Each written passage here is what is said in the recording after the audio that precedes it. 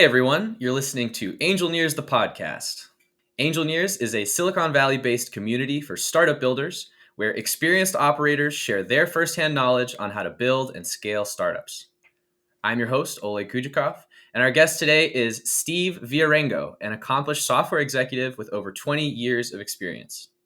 Throughout his career, Steve has held positions at Commerce One, Oracle, and Capsilon. He's co-founded a SaaS startup that got acquired 3 years later and served as an operating partner at Andra Founders Fund. Today, we're discussing the implications that startups should consider when targeting enterprise customers.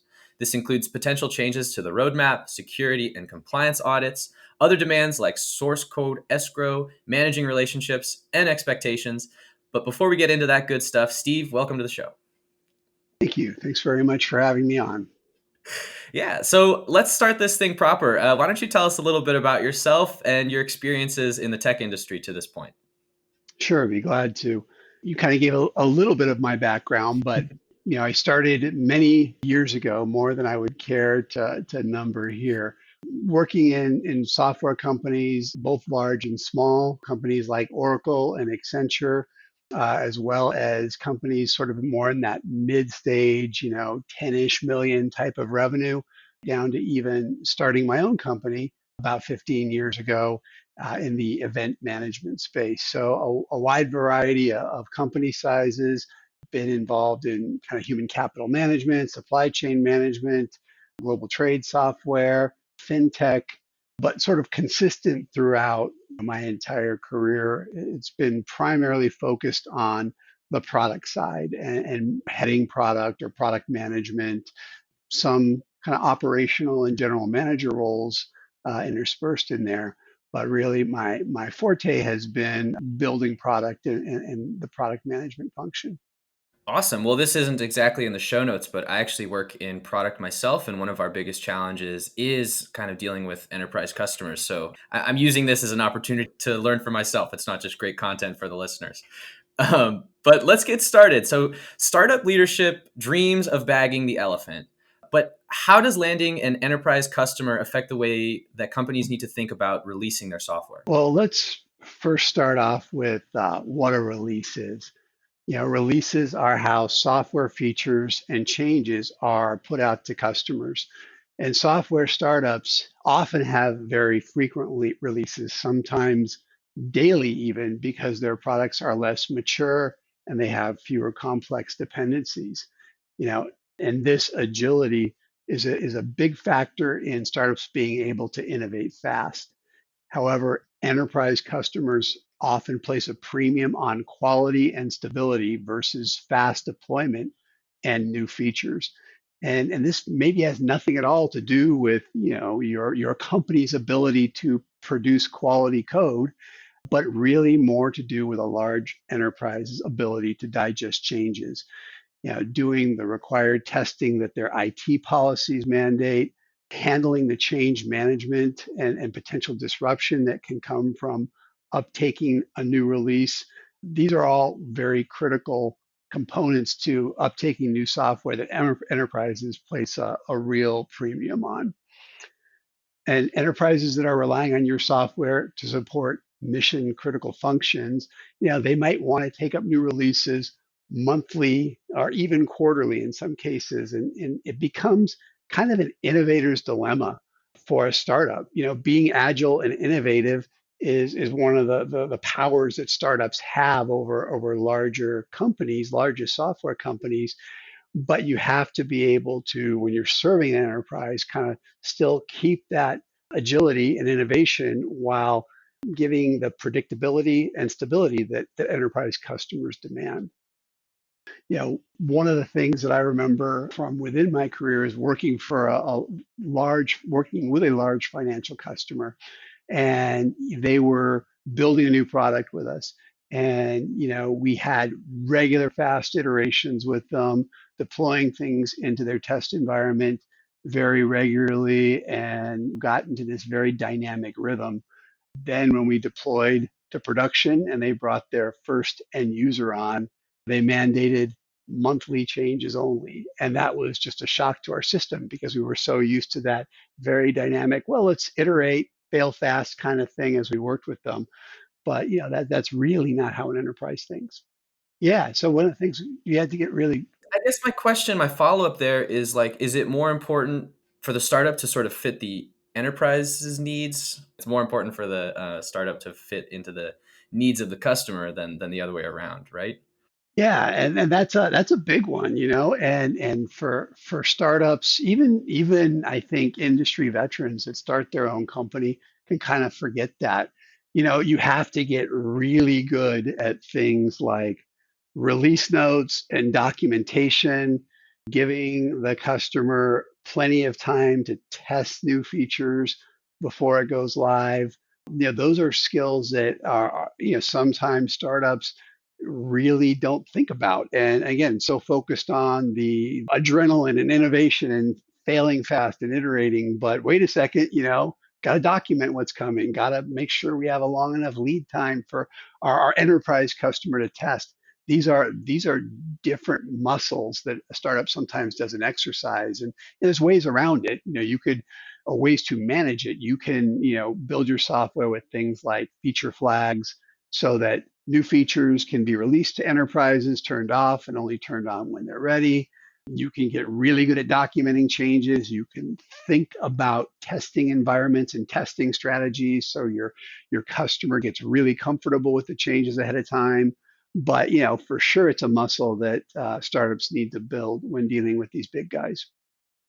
Yeah, so it sounds almost like a cultural shift that needs to happen kind of away from the agility that's one of the key powers that a startup has towards a more kind of planning, doing approach with more documentation.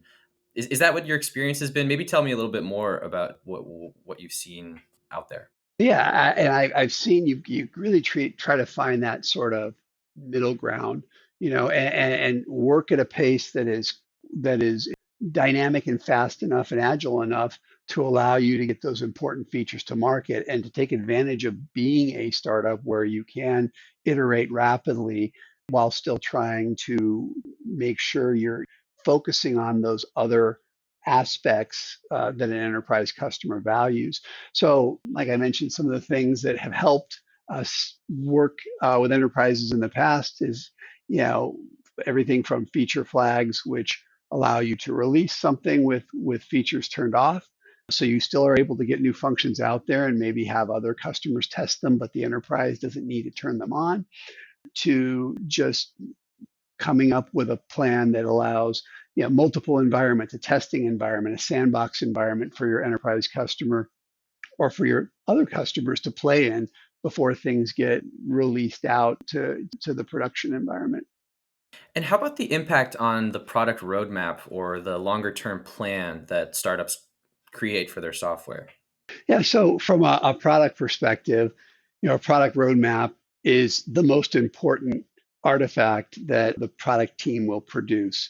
It's a plan that looks beyond an individual release and kind of describes the journey you want to take your product on over the next 12 months. It got its name because it's a road, much like you lay out a roadmap that helps you plan a trip. This is a roadmap that plans your product journey over the next 12 to 24 months. And every product role that I've ever had in a software company, large or small, the main question asked from every constituent, whether it's sales or investors or customers or my engineering teams, is what's the roadmap? What's the roadmap? And how you set a roadmap and prioritize a roadmap. And there's many different ways of doing that. And that could be really a podcast on its own. For the purpose of this discussion, we'll really focus on what onboarding your first enterprise customer can do to the roadmap and product priorities that you've already set out. And the big challenge is keeping your enterprise customer or from really taking over that roadmap, hijacking that roadmap with their own priorities. And you have to, as a startup, really be able to make sure your plans don't get hijacked by a single large customer. And this could be very tricky as when you're just starting out. these enterprise relationships are some of your most important assets for fundraising and growing revenue and legitimizing your company. But that's an important skill as well, is managing your enterprise customer as it relates to your roadmap. Yeah, we'll speak to that. So it sounds like you need to find a real balance between how much collaboration is enough and then too much when it comes to kind of giving these enterprise clients a seat at the table for product road mapping. So how have you been most successful when it comes to that, collaborating with customers or partners on a product roadmap? Yeah, so some of the tips I've used, and tricks I've used in the past, kind of include really avoiding any kind of roadmap commits in your contract with your customers. This is easier said than done sometimes. Some customers, especially the larger ones, will be pretty adamant about, you know, functional items that they want to see in the contract and as a way of holding your company to them. But those should be really avoided, at all costs. Planning your roadmap so that you have some flexibility in there to carve out capacity for what you might be asked to do. So, kind of one of the ways that I've thought about roadmap planning when it comes to this is, there's just allocations sort of off the top that you think about making. Maybe 50% of your roadmap capacity is on new features, and 25% might be on advancing your tech stack and non-functional requirements, and then 25% might be held out as a buffer. So that's another kind of strategy, is the way you allocate your capacity as it relates to your roadmap. And also just you know be willing to work with your customer, be ready to kind of dig in, and it's kind of nasty and unpleasant sometimes, but they might come with you with a very long list of things they're asking for. And if you dig in and work with them to prioritize, oftentimes you find they have a very clear idea of what's most important. And if you tackle the most important three out of 10 things, that may be enough to really make them happy and get them kind of back on board, and thinking about how you can turn their asks into features that are not just for them, but that can help your entire customer base. It's they may ask for something a certain way. If you think of it a little bit differently, you may find that, hey, this is a feature that maybe not exactly how they wanted it, really could be a fantastic one to offer our customers, and really get us to the next level with our product. And I think when you look at a SaaS company, one of the things that is the most important as you're building your SaaS product, which I'm assuming most startups today think about their product that way, and construct their product that way, is configurability. Oftentimes we get ourselves in trouble when we build a product that has a lot of hard coded features or functions, or to change something. It's a development effort, a development cycle. But if you think there's an area of your product that will be very unique to different customers, build it so it's configurable. And that way, when enterprise customer or any customer comes along, it's a configuration change versus something that is a full feature development, which can be pretty disruptive to your roadmap. All right, that's a lot of great advice when it comes to collaborating with customers and designing a roadmap. Another area that startups need to consider when going after enterprise customers is security and compliance. Now, this probably deserves its own podcast as well, but can we speak to, what kind of changes you need to make when it comes to security and compliance when you do get one of these bigger enterprise customers? Yeah, and security and compliance, for sure, should always be top of mind to any startup, because for sure nothing would destroy your company faster than having some sort of a breach that really could be a company ending type of situation. But often, I think startups really think about it in the context of sort of the bare minimum. Okay, what do I need to do to just feel like I'm covering the bases?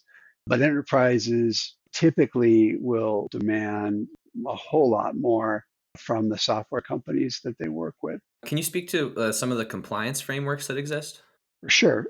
And it definitely depends on the type of customers you're serving, but just to name a few, HIPAA, the Health Insurance Portability and Accountability Act, that applies to companies that serve the health and health insurance industry. And, it legislates how companies should handle secure patients' personal medical information. At software companies that I've been at, like, at Oracle, all of the employees had to take HIPAA training, even though I wasn't even working in the part of Oracle that handled the healthcare practice. So it's definitely not uncommon for software companies to need to take HIPAA training. SOX, which is the Sarbanes-Oxley Act, applies to the corporate care and maintenance of financial data in public companies. If your startup is taking payment information or credit card information, PCI compliance is kind of the standard there. And a big one is SOC reports, so service organization and control reports. And there's, SOC 2, type 1, SOC, type 2 types of certification you can achieve. And this deals with managing financial or personal information at a company. This is big if you're dealing, with customers' financial data. So there's a lot of different types of regulations and frameworks out there that you need to be aware of depending on the types of customers you're serving. Oftentimes enterprises will not only expect to see compliance to these standards, but might even require a third party certified compliance and put conditions in your contract that require you to demonstrate that you continue to remain in compliance over future years by agreeing to audits and the like. And next, which aspects of the business are covered by security? Yeah, it's really three main aspects when you think about security. Networks, yeah, devices, and users are kind of three really important areas. So those are the three areas that you need to consider because those are where Yep. breaches can occur. Am I getting that right?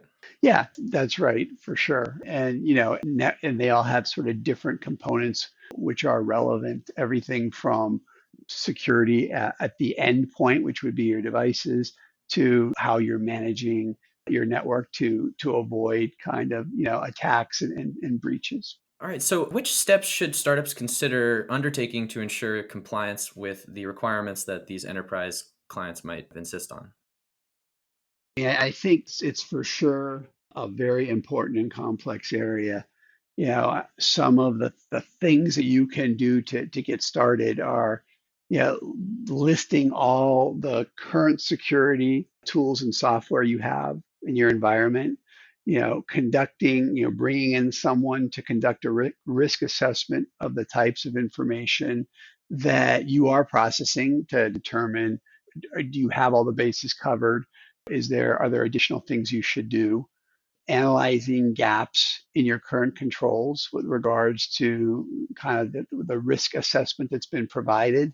And based on that, come up with a really clear and detailed plan to solve those deficiencies and kind of continually monitor and iterate, whether it's pen testing or a third party security team that comes in and provides audits.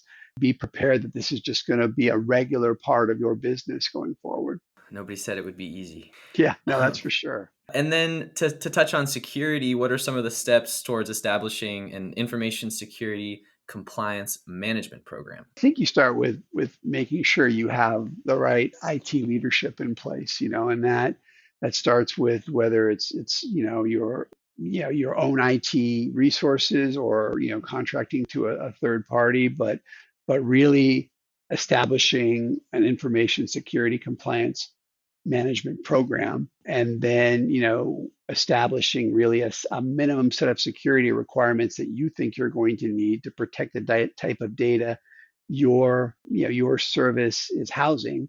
And then, really making sure that your IT leadership is managing to that program and getting all the right stakeholders involved and keeping everybody up to date on the progress. All right, let's move on to topic number three. That's going to be business continuity. Startups are known for high non-survival rate, I'll call it. So, how do enterprises think about business continuity when it comes to startups? I think you sort of have to put yourself in the position of your kind of executive sponsor within your enterprise customer, and that's probably somebody in IT or maybe a functional lead, and they are trusting your startup to be a key part of a mission critical operation for their business. And your company probably has a limited track record, probably not yet making money and still has a product that really hasn't proved itself in terms of scaling and lots of different customer usage. And that executive sponsor's worst nightmare be that one day you cease operations or that you haven't properly invested in scaling your operations and could significantly harm their ability to function. So that's I think the first step in really understanding the importance of business continuity from a startup standpoint is think about it like your customer is thinking about it. And what are some of the things that the enterprise customers are going to be likely to ask for, given that there's no 100% certainty that these startups continue operations? I think they're going to want to understand how your operations minimize any chance of data loss, how quickly critical operations can bounce back once down, and how you're minimizing your risk through redundancy. In the old days, like when I first started out, it was all about redundant servers in your data center that you were running, or having a backup data center somewhere in a different location.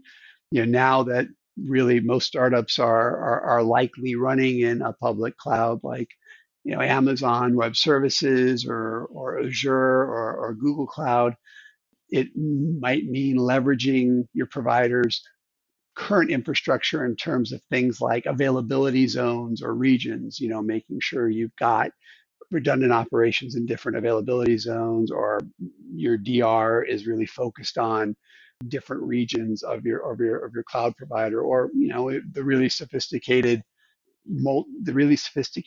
companies maybe look at a multi-cloud strategy to really provide maximum continuity. And in all of these areas come with a cost trade-off, as well as the potential complexity of managing these multiple environments. So they're not free.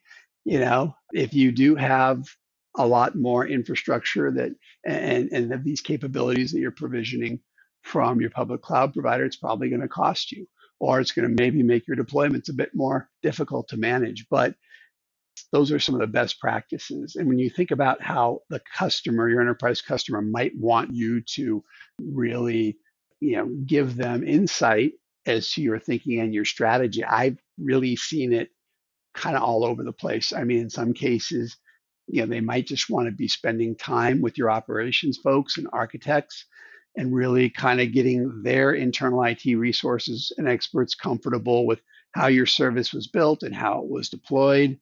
At the other end of the spectrum, if you're dealing with a large bank maybe, or a financial services customer, they might ask to see a formal disaster recovery plan with results from recent tests and ask you to test business continuity on a regular basis.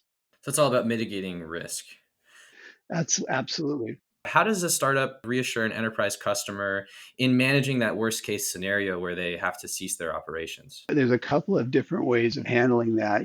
For sure, having them talk to, if you are backed by VCs or other investors, having them talk to your investors who can demonstrate the commitment to your company, to your startup is a big step. On a more tactical level, one thing that I have used, effectively in the past is to enter into a source code escrow agreement with your customer. I've heard of that. Can you tell me what a source code escrow provision is, and then how is it a good idea? Yeah, so what a source code escrow provision is it means you enter into, they're typically included in the contract that you have with your enterprise customer, and it states very specific reasons when this provision can be triggered. But it's an agreement you have with a third party, and that third party basically will escrow a copy of the source code for your product, meaning you will have to deliver it to them either by transferring it to their servers. In the old days, it might have been sending CDs to this third party. And vendor I've worked with in the past, Iron Mountain is an example of a source code escrow provider.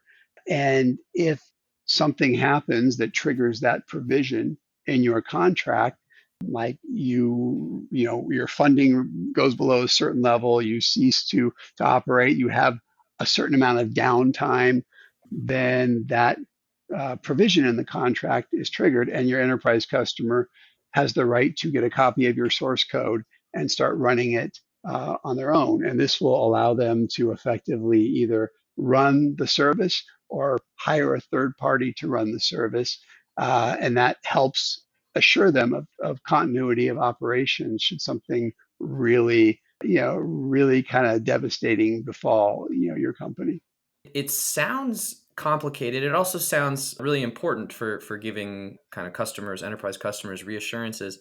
Is doing software escrow expensive? What have you experienced? Yeah, I mean, usually the fee is pretty nominal. And also, if you compare it to other potential downstream costs, such as entering into a legal battle, if there's litigation as a result of your being unable to provide the service, and the impact of potential lost business if you're unwilling to entertain this type of provision, it's actually a lot more expensive not to think about this and provide this.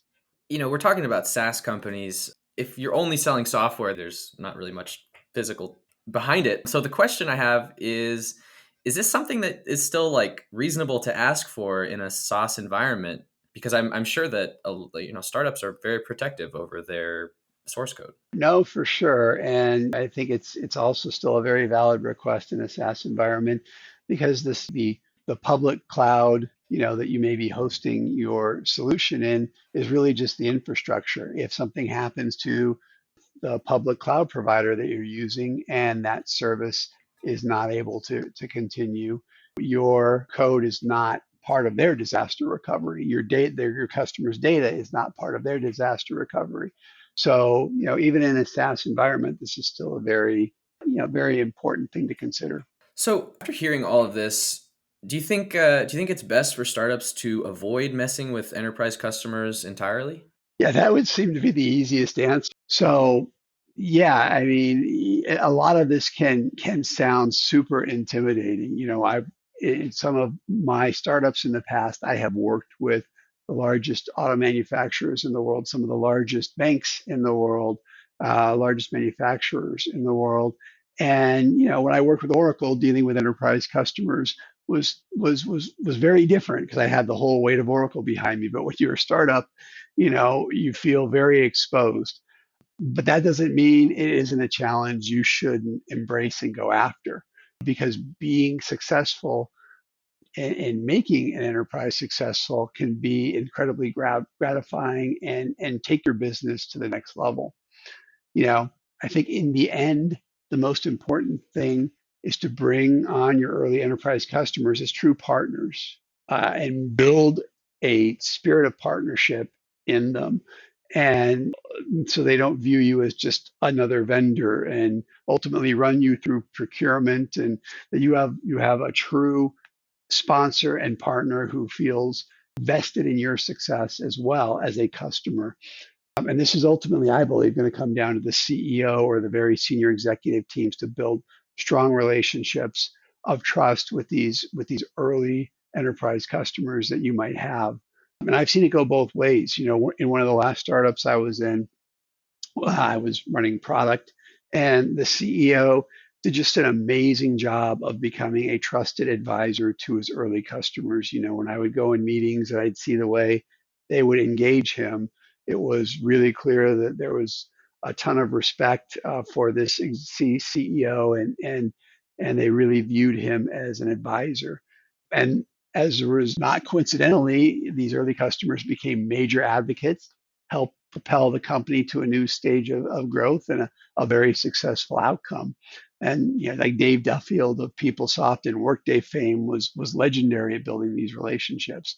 And then another company I was at, I was running product, and the CEO had really no ability to form those bonds. We were lucky enough to get a couple of enterprise customers as a result of acquiring a company that had gone out, and he was not able to build bonds with them, and the company failed despite having major VC backing. So I see that executive trust as being so critical. That's awesome. My next question was like, can you tell me about some of the rewards of having a good relationship with your customers and partners? But you kind of just did that. So let me reframe the question. You've seen CEOs that were able to do this kind of relationship management and expectationship management of enterprise customers. And from the sound of it, you've seen CEOs that weren't so good at it. So can you speak to maybe some of the best practices of how you manage those relationships? Because, when you're talking about an enterprise customer and companies managing relationships, there's a lot of people involved. There's a lot of complexity. So how do you do it? I think there's a few kind of important guidelines. I think one is not to overpromise, not to overpromise, and really try to be realistic and transparent with your customer. And if the news isn't good, don't hide or sugarcoat. Don't try to dance around it. Just be transparent, direct, and honest with what you can do, and also try to make your customer, your sponsor, look like a hero. Back Mhm. in the day when Ariba was first getting started, I always admired how that company made their early sponsors look like the heroes. They featured them, they put them on, out front, and they became the story. So I think that is so key. And then also really doing your homework, learning everything you can about the client, from what their business model is, what's important to them to succeed, what they offer in the market that distinguishes them. So really getting to understand their business is absolutely critical. And I would just say, last is really, go in treating them like a partner, and it's a challenge sometimes to get them to reciprocate, but really building that partnership mindset, and letting them know that you guys are in this together, and being available to them 24/7, and building a bit of a personal relationship as well. Those are all the things that really go a long way to cementing that relationship that you need with your enterprise customers, and the sponsors at those customers to be successful. Very well said. Steve, in the last 20 years, you've kind of been, you've been in the trenches, you've been doing this, living it. Do you think it's become easier for startups to work with enterprise customers over that time, or is it actually becoming harder? I think it is. It's just different, Hmm. and the reason why I say it's just different is 20 years ago, a lot of the decisions made in an enterprise customer were made by the IT department. So, the IT department decided what software, what products were to be used, and kind of everybody else just sort of had to live with it. And in some ways, that was, it was what we knew in that time, is what we knew in that world. Now it's with the advent of software as a service and the public cloud, and the whole dynamic of mobile devices has Mhm. changed the way enterprise technology is both provisioned by enterprises and used by the enterprise, customers and users. And because of that, it's just shifted the playing field. It's a whole different dynamic now. Your sponsor might be, somebody who's very much on the business side. You might get into a very small part of the organization before kind of branching out to a larger, part of the business.